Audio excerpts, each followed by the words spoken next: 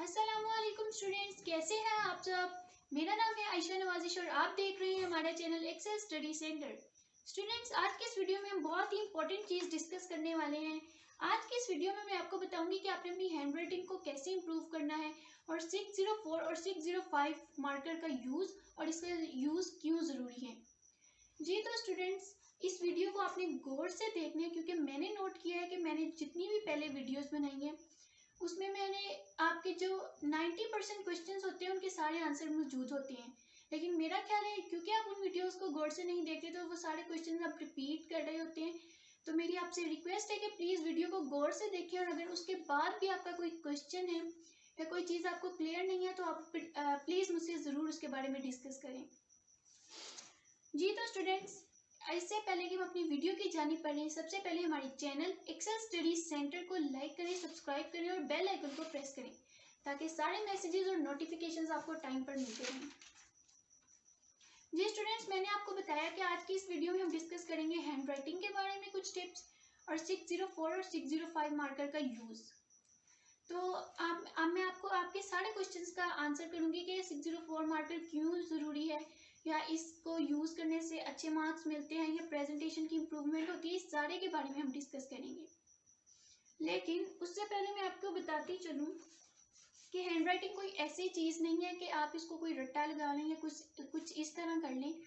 अगर आपने अपनी हैंड राइटिंग को इम्प्रूव करना है या जैसे मार्कर्स का यूज़ कुछ बच्चों को नहीं आता वो सीखना है तो उसके लिए आपको मेहनत और प्रैक्टिस दोनों चीज़ें करनी पड़ेंगी।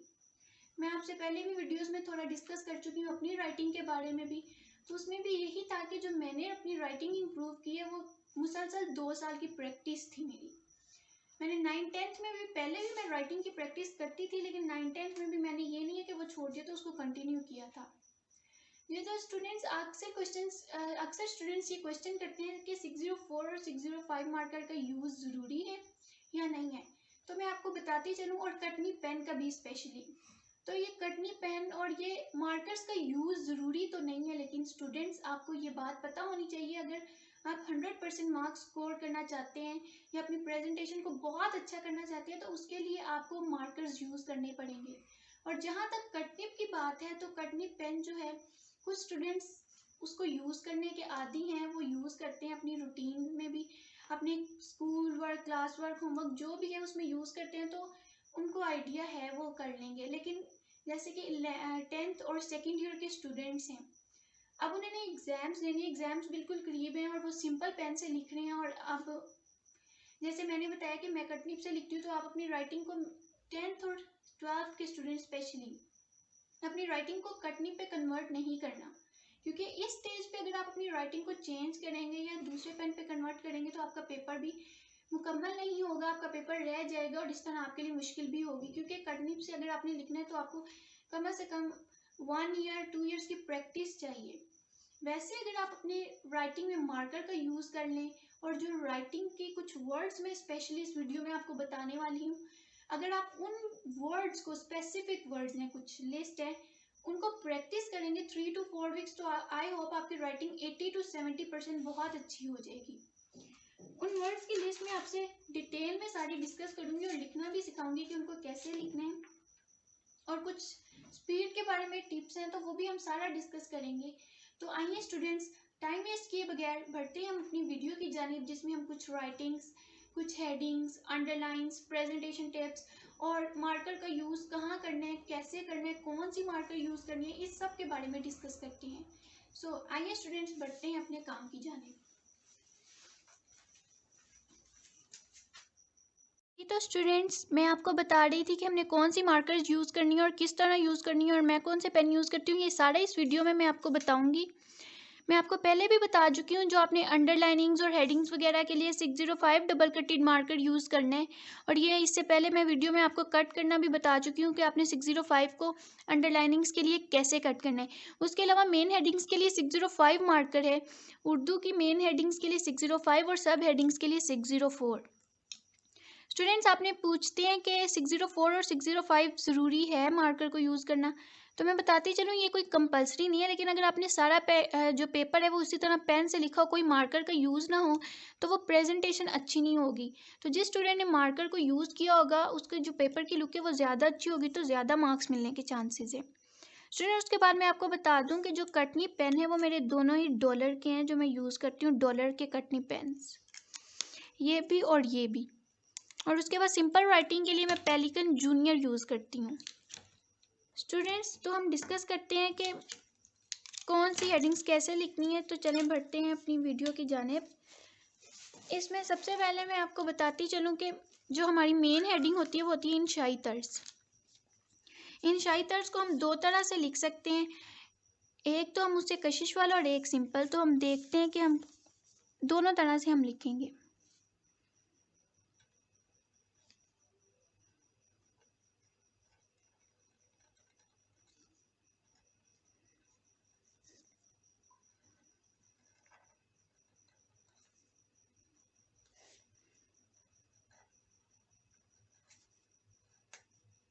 इंशाई तर्ज, एक तो ये सिंपल हेडिंग हो गई, और उसके बाद अगर आपने कशिश वाला लिखना है तो वो भी आप लिख सकते हैं।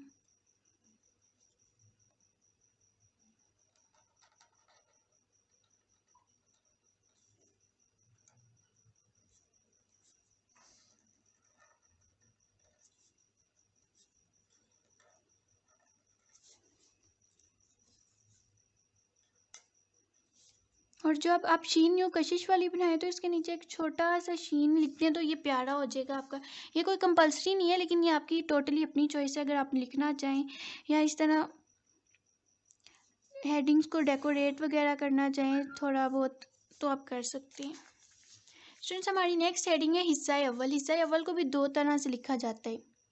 जब आपने कशिश बनानी है स्टूडेंट्स, तो आपने अपने जो मार्कर की फुल जो राउंड टिप है ना, जैसे हम बे लिखते हैं तो उसमें फुल हमारा मार्कर जब हम उसकी बेस बनाते हैं टच करते हैं, फुली टच करना चाहिए।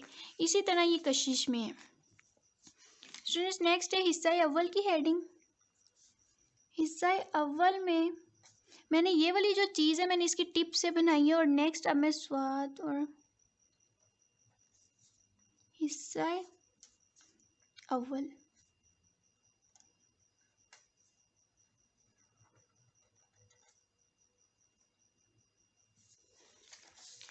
उसके बाद हिस्सा अव्वल को भी लिखने के दो तरीके, हम इसको कशिश वाला भी बना सकते हैं।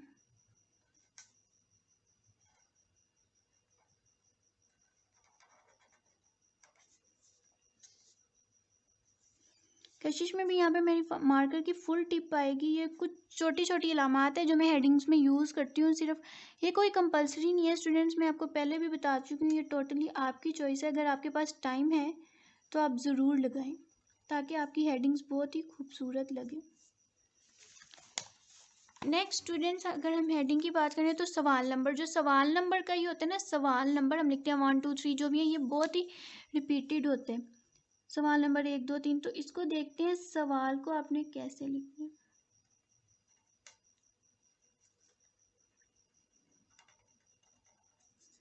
इसी तरह यहाँ पे भी एक छोटा सा सीन वैसे ही बना सकते हैं। नंबर अगर मैं कशिश वाला लिखूं तो वो यूं होगा।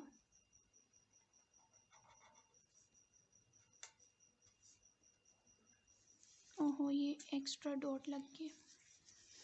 इसी तरह हम इसको दोबारा लिखते हैं नंबर को।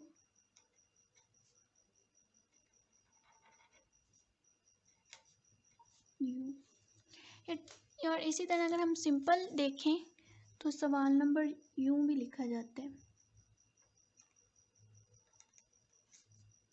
लेकिन इसमें हम फिर उभार बनाएंगे। इसमें कशिश नहीं है तो उभार आएगा सवाल नंबर में। फ्रेंड्स, ये दोनों तरीक़ों से आप नंबर को लिख सकते हैं। नेक्स्ट है जैसे कि 9 10 दोनों क्लासेस में हमारा पहला क्वेश्चन होता है अशार की तशरीह। तो हम अशार की तशरीह को देखते हैं कि इसको कैसे लिखना है। पहले तो हम सिंपल लिखेंगे कि सिंपल कैसे लिखना है, उसके अलावा मैं कशिश वाला भी आपको बताऊंगी। अशार की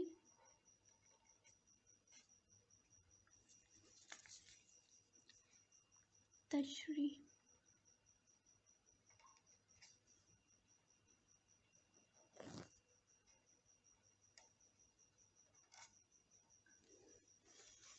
स्टूडेंट्स ये जो हमने अशार की तशरीह, इसमें भी आप छोटा छोटा यूँ अगर कोई कहीं पे कुछ ऐड करना चाहें या लगाना चाहें कि आपकी हेडिंग प्यारी लगे तो आप लगा सकते हैं। नेक्स्ट है तशरीह को भी हम कशिश में लिख सकते हैं या अशार को भी। इन दोनों में से आपने किसी एक चीज़ को ही कशिश में लिखना है। अगर अशार को कशिश में लिखना है तो इसको यूँ लिखना है। ये जो आइन के बाद इसकी हम कशिश बना देंगे।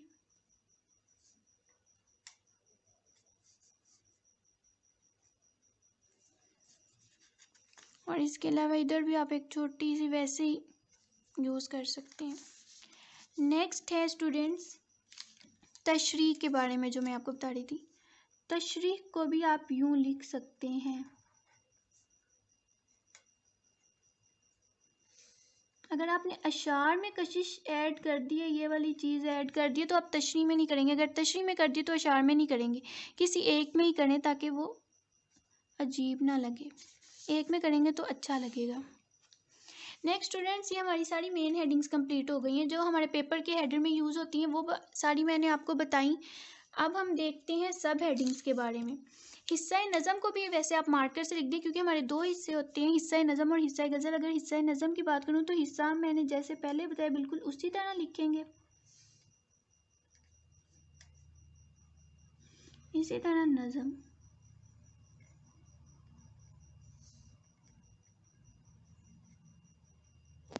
लेकिन आप नज़म में कशिश भी ऐड कर सकते हैं, वो भी हम देख लेते हैं कि उसको कैसे करना है। इसमें फिर आपने ये बना के इसके साथ ही कशिश ऐड करनी है और फिर यहाँ पे मीम ये वाला आएगा, ये वाला। ये सिंपल अच्छा नहीं लगेगा, फिर कशिश के साथ ये वाला मीम ऐड करें और इधर भी ये लगा सकते हैं। ये जो मैंने आपको छोटी छोटी ये अलामात बताई है, नीचे शीन लिख दें, ये सिर्फ डेकोरेशन है। अगर आपके पास टाइम है तो करें, वरना ये कोई कंपलसरी नहीं है। इसी तरह स्टूडेंट्स अब जैसे आगे सब हेडिंग्स हैं, हवाला शेर, इसको 604 मार्कर से लिख रही हूँ मैं। ये मेरे पास न्यू है तो ये थोड़ा बारीक लिख रहा है ज़्यादा ही, लेकिन थोड़े से यूज्ड मार्कर प्लीज़ आप अपने एग्ज़ाम्स में लेके जाइएगा ताकि ये इतना बारीक ना हो। लेकिन चलिए हम देखते हैं, ये बिल्कुल वैसे तो ठीक ही लिख रहे हैं। हवाला शेर के बाद जैसे हमारे पास शायर और नज़म का नाम आता है तो हम वो लिखेंगे, शायर नज़म। जो भी आपका नज़म का उन्वान है वो आपने ऐड कर देना। और इसके आगे शायर और नज़म का आपने सिंपल पेन से या जो भी कटनी पेन, जो भी पेन आप यूज़ करते हैं वो लिखें और फिर मफहूम की हेडिंग।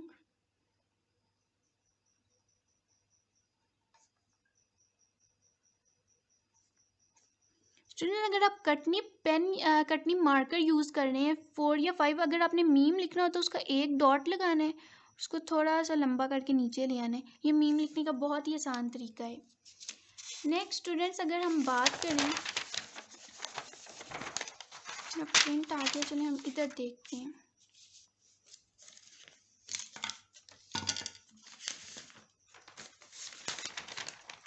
कि आपने कोई भी अगर आपके पास शेर है तो उसको कैसे लिखना है। स्टूडेंट्स जो आप तशरीह के एंड पे हवाला शेर लिखते हैं या तशरीह में शुरू में शेर लिखते हैं, वो मैं आपको मार्कर से लिखना सिखाऊंगी और उसको डेकोरेट कैसे करना है, कैसे प्यारा बना सकते हैं। तो उसके लिए पहले तो आपने ये लिखना है और उसके बाद जैसे मेरे पास है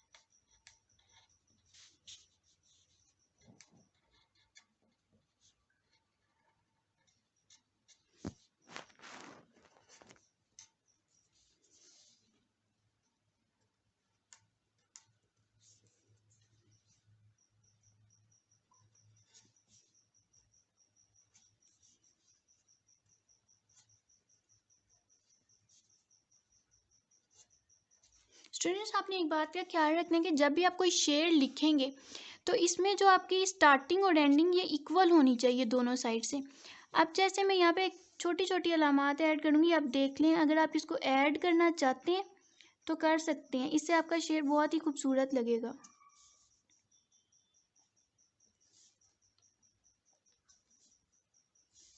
वैसे अगर थोड़ा बहुत लगा देंगे तो ये ज़र्रा ज़र्रा।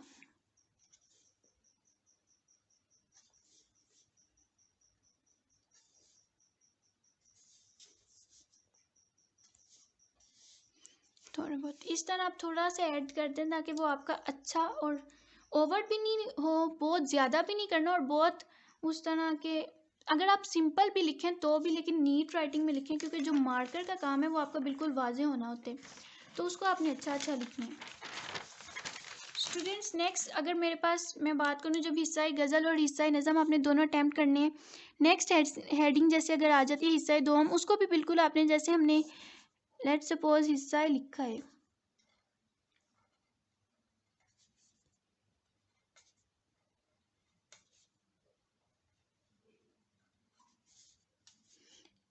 ये जो राइटिंग है इसमें हिस्सा है जैसे ज़ेर आनी है, तो इस तरह की छोटी छोटी चीज़ें ऐड करें ताकि आपकी राइटिंग प्यारी हो जाए, वरना हेडिंग्स को कम से कम ज़रूर खूबसूरत होना चाहिए। अब जैसे इक्तबास सवाल नंबर 3 है, वही हेडिंग है मेरे पास। मैं नेक्स्ट चल रही हूँ इक्तबास की तशरीह। इक्तबास अगर आपने लिखना है तो इसके भी दो तरीके हैं। एक तो आप सिंपल शीन से इसको लिख लें, सीन से, और अगर अगर आपने सिंपल नहीं लिखना तो आप इक्तबास को यूं कशिश वाले सीन से भी लिख सकते हैं, वो भी हम लिख लेते हैं।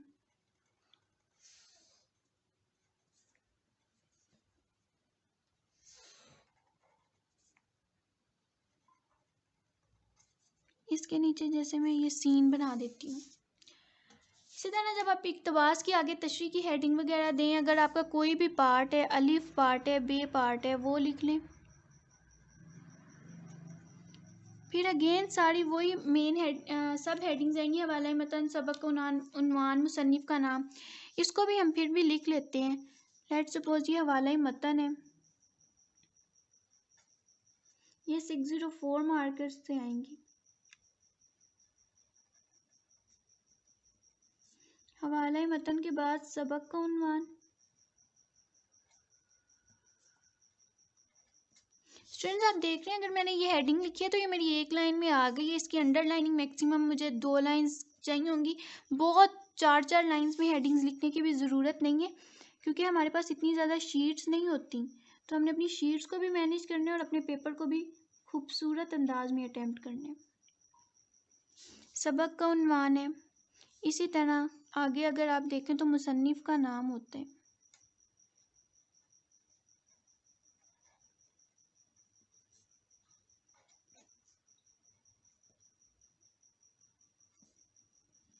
ये सारा लिखने के बाद खुदकुशीदा अल्फाज के मानी, अल्फाज मानी, दोनों पार्ट्स को अपने सेम वे में अटैम्प्ट करने।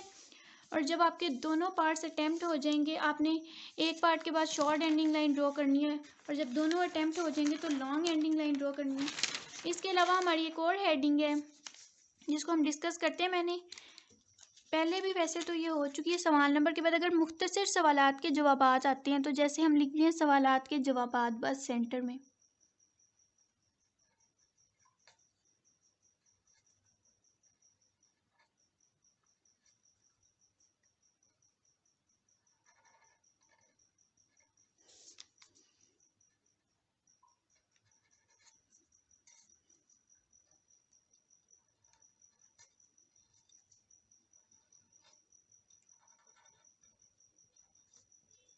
स्टूडेंट्स, ये सवालात के जवाबात आपने सेंटर हेडिंग देनी है, सेंट्रल। उसके बाद उसका पार्ट नंबर 1 है लेट्स सपोज, तो उसकी आपने जो भी उसकी हेडिंग है, मैंने कहा था पूरा क्वेश्चन नहीं लिखना, सिर्फ आप उसकी एक हेडिंग में अंडरलाइन करें और क्वेश्चन आगे आप अपना सॉल्व करना शुरू कर दें।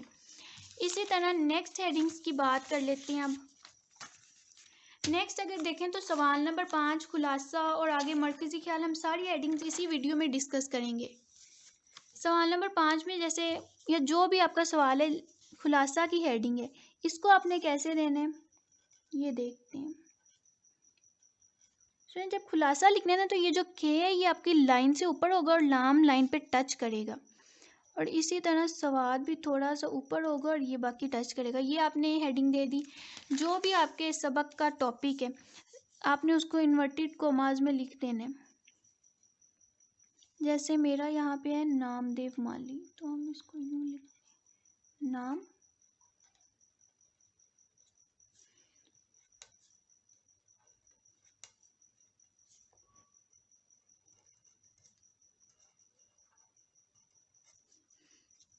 और इसको सिंपली अंडरलाइन कर देना है। मुसन्निफ के नाम की अगेन हेडिंग आई है, वही हेडिंग रिपीटेड है, आपने वो हेडिंग देनी है और उसको स्टार्ट कर देना है। नेक्स्ट है सवाल नंबर 6। जो भी आपका क्वेश्चन है आपने उसको ऑर्डर वाइज करना है और उसकी हेडिंग देनी है। मरकज़ी ख्याल है, मरकज़ी ख्याल की भी हेडिंग देख लेते हैं कैसे देनी है। वैसे ये सेंट्रल हेडिंग है लेकिन मैं यहाँ पे सिर्फ आपको बता रही हूँ। मीम रे मर और इस तरह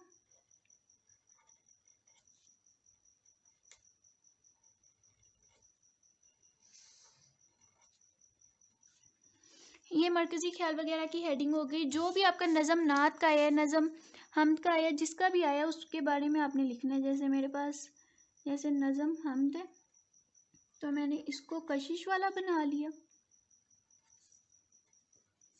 और फिर क्या लिख दिया आगे हमद। जो भी आपका नज़म का टॉपिक है उधर भी शायर का नाम लिखें और मरकज़ी ख्याल को स्टार्ट कर दें। स्टूडेंट्स नेक्स्ट है जो भी आपके अगर मजमून है, एक और हेडिंग इम्पोर्टेंट हेडिंग जो हम लिखते हैं वो है दरख्वास्त की। सवाल नंबर जो भी आपके उसको मेंशन करें, और ये तो सादा सी हेडिंग है, इसको आपने सिंपली लिखना है। जो आपका वाव है वो फील्ड होना चाहिए, वाव को फिल करना है। दरख्वास्त लिखने के बाद जो भी आपका टॉपिक है उसको लिखें, इन्वर्टेड कॉमास में लिखें या सिंपली लिख दें, और सारी एक पेज की आपने करनी है या जितनी भी आपकी लेंथ आपको बताई गई है उतनी आपने करने के बाद अब हम नेक्स्ट हेडिंग को अगर देखें तो मजमून, कहानी, मुकालमा, ये सारी हेडिंग्स हमारे पास आती हैं। इसको भी देख लेते हैं, वो भी एक दफ़ा लिख के देख लेते हैं। मजमून की एक कॉमन हेडिंग होती है, उसको कैसे लिखना है।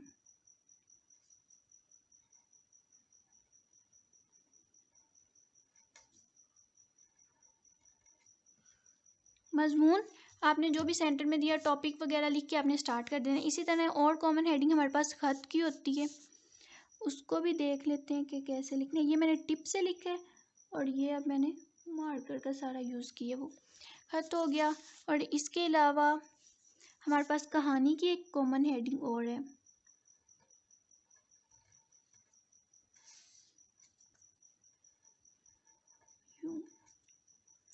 ये देखिए मेरी हेडिंग जो है ये सारी मेन हेडिंग्स है लेकिन ये बहुत बड़ी नहीं है, ये नॉर्मल है। आपका पेपर 24 आई थिंक सो या कितनी आपकी शीट्स होती हैं उसमें कंप्लीट हो जाएगा। तो आपने हेडिंग्स बहुत बड़ी भी नहीं लिखनी और बहुत छोटी भी नहीं लिखनी। जो मेन हेडिंग्स है उनको थोड़ा सा बस बड़ा करना है, बहुत बड़ा भी नहीं करना। नेक्स्ट कॉमन हेडिंग है तफहीम इबारत की। स्टूडेंट तफहीम इबारत भी आप दो तरह से लिख सकते हैं। एक तो सिंपली आपने लिख लिया,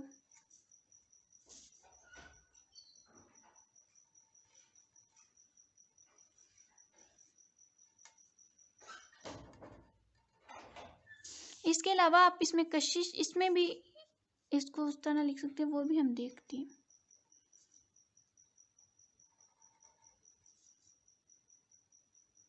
ये देखें स्टूडेंट्स, तफहीम इबारत,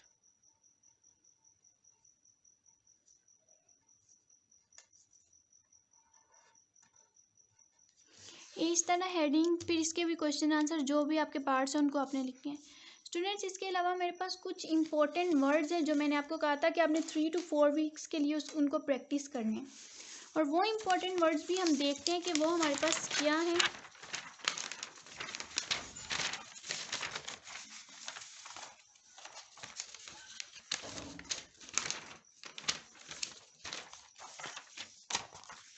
उन इम्पोर्टेंट वर्ड्स, ये सारे वो वर्ड्स हैं जो अपने हर सेंटेंस में तकरीबन आपके यूज़ होंगे। ये हम पेन से देखते हैं, इनमें है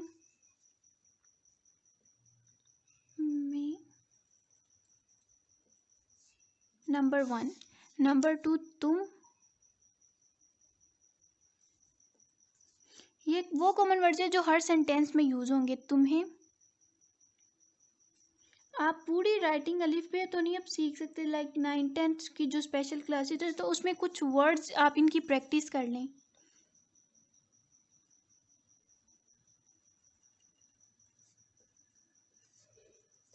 तुम्हें दोनों तरह से जो लिखा जाता है, इसके अलावा इस,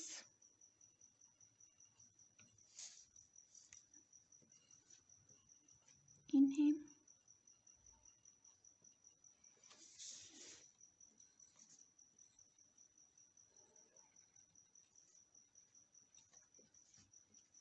नेक्स्ट है का, की, के, ये वो वर्ड्स हैं। ये जो का ये वाला है ये थोड़ा सा लंबा होता है इसकी लाइन की निस्बत। की,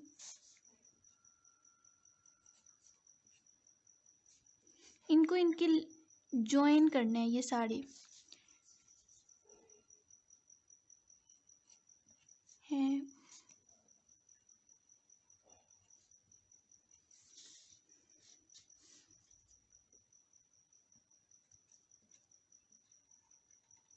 स्टूडेंट्स कुछ लोग हूँ को यूं उभार दे के भी लिखते हैं, वो प्रॉपर नहीं बनाते, तो ये दोनों तरह से ठीक है। ये सारे वो कॉमन वर्ड्स हैं जो हमारे जनरली यूज़ होते हैं, तो इनको आप बस 3 to 4 वीक्स डेली प्रैक्टिस करें।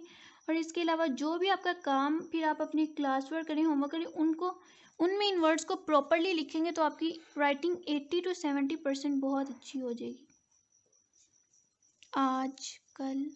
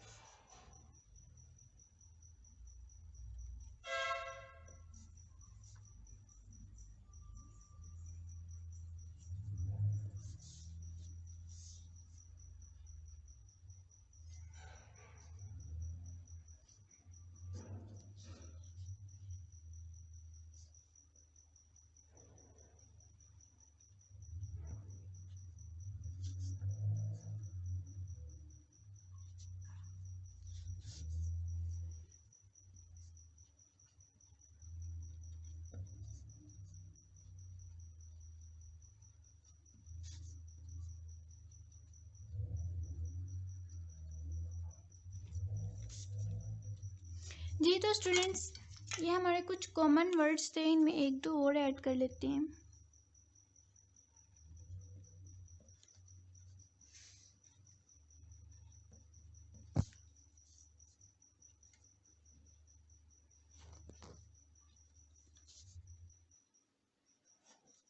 इस तरह बहुत से वर्ड्स हैं जो इस तरह कॉमनली यूज़ होते हैं।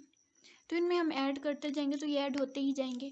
स्टूडेंट्स, ये वो वर्ड्स हैं जिनको आपने प्रॉपरली प्रैक्टिस करना है 3 to 4 वीक्स, और इनको अपने राइटिंग में लेके आना है, जो स्कूल होमवर्क क्लास वर्क जो भी होगा, तो आपकी राइटिंग इंशाल्लाह 70 to 80% इम्प्रूव हो जाएगी। स्टूडेंट्स, अगर आप इन वर्ड्स की या इस शीट की कॉपी हासिल करना चाहते हैं तो नीचे दिए गए लिंक पर क्लिक करें। आज की ये वीडियो देखने का बहुत बहुत शुक्रिया।